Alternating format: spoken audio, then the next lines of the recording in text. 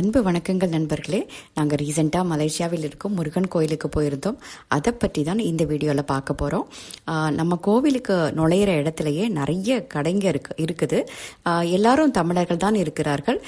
பூஜைக்கு தேவையான பொருட்களை இங்கேயே நம்ம வாங்கி கொள்ளலாம்.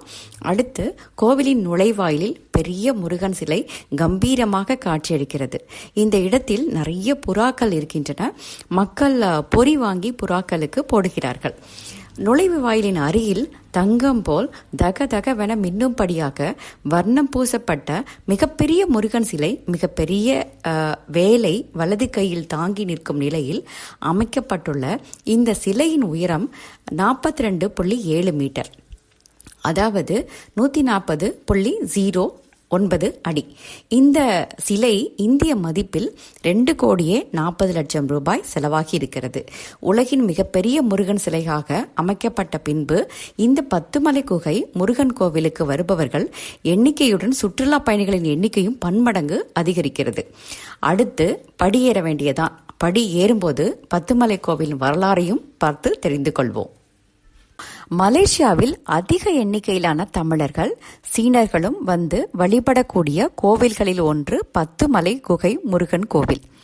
இந்த கோவில் மலேசிய தலைநகர் கோலாலம்பூரை அடுத்து 13 கிலோமீட்டர் தொலைவில் இருக்கிறது. இங்குள்ள முருகப்பெருமான் சுப்பிரமணிய சுவாமி என்று அழைக்கப்படுகிறார்.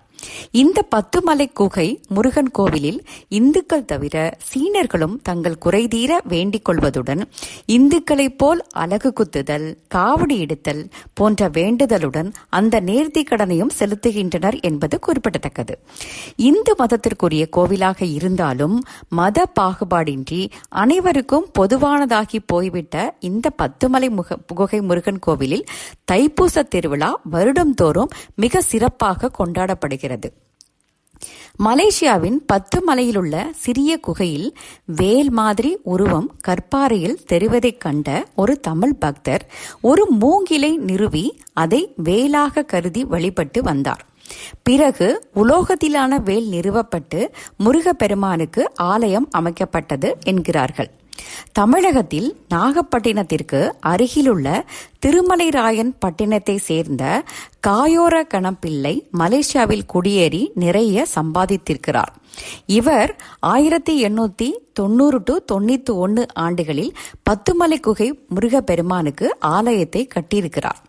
இந்த குடும்பத்தை சேர்ந்தவர்களுக்கே ஒவ்வொரு விழாக்களிலும் முதல் மரியாதை அளிக்கப்பட்டு வருகிறது. இந்த 10 மலையில் 2 குகையில் உள்ளது. ஒன்று மிக ஆழமாக செல்வது மிகவும் இருண்டது. மற்றொரு குகையில்தான் முருகன் கோவில் கொண்டிருக்கிறார். நக்கீரர் வரலாற்றில் ஒரு பூதம் அவரை ஒரு குகைக்குள் அடைத்து விட்டதாகவும் அங்கு ஏற்கனவே 999 பேர் அடைக்கப்பட்டு இருந்ததாகவும் நக்கீரரையும் சேர்த்து இவர்கள் எண்ணிக்கை 1000 விட்டதாகவும் நபர்களின் எண்ணிக்கை 1000 பின்பு இவர்களை தின்ன பூதம் திட்டமிட்டிருந்தது என்கிற வரலாறும் நாம் அனைவரும் அறிந்ததே. 1000 பேர் அடைத்து வைக்கக்கூடிய அளவிலான குகைகளை உடைய முருகன் மலைக்கோவில்கள் தமிழ்நாட்டில் எதுவும் இல்லை. பூதங்கள் கடல் கடந்து செல்லக்கூடிய ஆற்றலுடையவை என்பதால் நக்கீரர் அடைபட்டு கிடந்தது இந்த மலேசிய 10 மலை குகையாகத்தான் இருக்கும். எனவேதான் இங்கு முருகனின் வேல் தமிழ் பக்தர் ஒருவருக்கு தென்பட்டது. அதன் பிறகுதான் இங்கு முருகன் கோவில் அமைக்கப்பட்டது என்றும் இங்குள்ள ஒரு சாரார் தெரிவிக்கின்றனர். 10 மலை முருகன் கோவிலில் 272 படிகள் உள்ளன. இந்த உயரமான வண்ணமயமான படிக்கட்டுகள் சுண்ணாம்பு குன்றுகளில் உள்ள குகை கோயிலுக்கு செல்ல அமைக்கப்பட்டுள்ளன. கொஞ்ச படிகள் ஏறினதும் ஒரு சமதளமான இடம் வருகிறது. அங்கே இடதுபுறத்தில் விநாயகர் இருக்கிறார், வலதுபுறத்தில் இடும்பன் சாமி இருக்கிறார். சில கடைகளும் இருக்கின்றன. அதற்கு பிறகு கொஞ்சம் படிகள் இறங்கி சென்றால் முருகன் கோவில் வருகிறது. அர்ச்சனை டிக்கெட்டை கவுண்டரில் வாங்கி கொண்டு நாம் செல்லலாம் முருகனை பார்ப்பதற்கு. இந்த கோவிலில் முருகன் தனியாக நின்ற கோலத்தில் அருள் பாலிக்கிறார். இடதுபுறத்தில் விநாயகர் சன்னதி இருக்கிறது, வலதுபுறத்தில் அம்மன் சன்னதி இருக்கிறது, வேல் பீடமும் உள்ளது. மலேசியாவில் சாமியை வீடியோ எடுக்க அனுமதி வழங்கப்படுகிறது. பல்வேறு வழிகளில் கொண்டு வரப்படும் பால் அனைத்தும் வேலுக்கு அபிஷேகம் செய்யப்படுகிறது என்பது இங்கு மட்டுமே நடைபெறும் நிகழ்வு. தமிழகத்தில் உள்ள கோயில்களில் இவ்வாறு செய்யப்படுவதில்லை. 3 நாட்கள் இடைவெளியே இல்லாமல் இரவு பகல் என அனைத்து நேரங்களிலும் தொடர்ந்து பால் அபிஷேகம் நடைபெற்றுக் கொண்டிருப்பது இத்தலத்தின் பெருமைக்குரிய சிறப்பு. முருகனுக்கு உகந்ததாக கருதப்படும் நாட்களில் சிறப்பு பூஜைகள் மற்றும் வழிபாடுகள் நடத்தப்படுகின்றன. இங்கு வருடந்தோறும் தை மாதம் வரும் தைப்பூச திருவிழா மிக சிறப்பாக கொண்டாடப்படுகிறது. இந்த தைப்பூச விழாவில் இந்துக்கள் தவிர சீனர்கள் மற்றும் வேறு சிலரும் இங்குள்ள புனித ஆற்றில் நீராடிவிட்டு தமிழ்நாட்டில் முருகன் கோவில்களில் நேர்த்திக்கடன்களாக செய்யப்படும் அலகு குத்துதல், பால்குடம் எடுத்தல், காவடி எடுத்தல் போன்ற பலவிதமான நேர்த்திக்கடன்கள் இங்கும் இருக்கிறது. ஆனால் இங்கு தமிழர்களை தவிர சீனர்கள் மற்றும் பிற மதத்தை சார்ந்தவர்களும் முருகனுக்கு வேண்டிக் கொள்வதும் நேர்த்திக்கடன் செலுத்துவதும் ஆச்சரியமான ஒன்றாகும். பத்துமலை குகை முருகன் கோவில் மலேசிய நேரப்படி காலை 8 மணி முதல் 1 மணி வரை, மாலை 3:30 மணி முதல் இரவு 8:30 மணி வரை திறந்திருக்கும். இந்த போர்டில் கோவில் திறக்கும் நேரம், சாத்தும் நேரம், அபிஷேக நேரம், விசேஷ பூஜை நேரம் போன்ற விவரங்கள் கொடுக்கப்பட்டுள்ளன.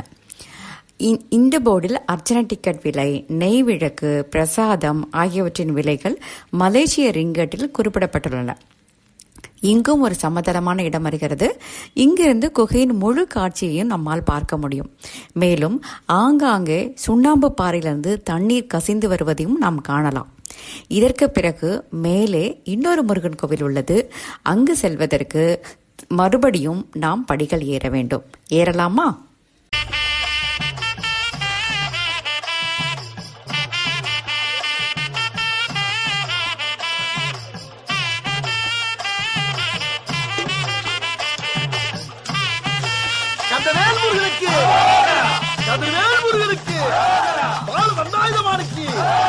முருகனுக்கு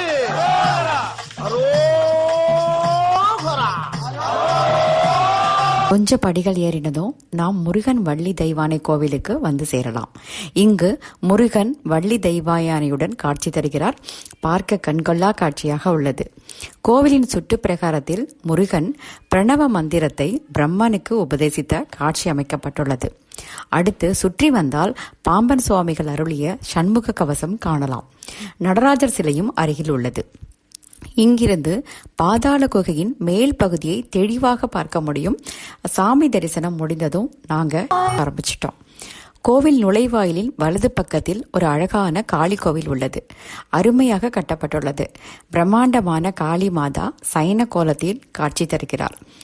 இதே இடத்தில் இடதுபுறத்தில் ஆஞ்சநேயர் கோவில், பெருமாள் கோவிலும் உள்ளன. அருகிலேயே சரவணபவன் ஹோட்டல் உள்ளது. இங்கே நம்ம ஊர் உணவுகள் இட்லி, தோசை, பொங்கல், வடை எல்லாம் கம்மியான பிரைஸில் கிடைக்கின்றன. தங்குவதற்கு லாட்ஜ் வசதியும் உள்ளது. அனைவரும் ஒரு முறை மலேசிய முருகனின் அருள் பெற கண்டிப்பா இங்கே வந்து செல்லணும்.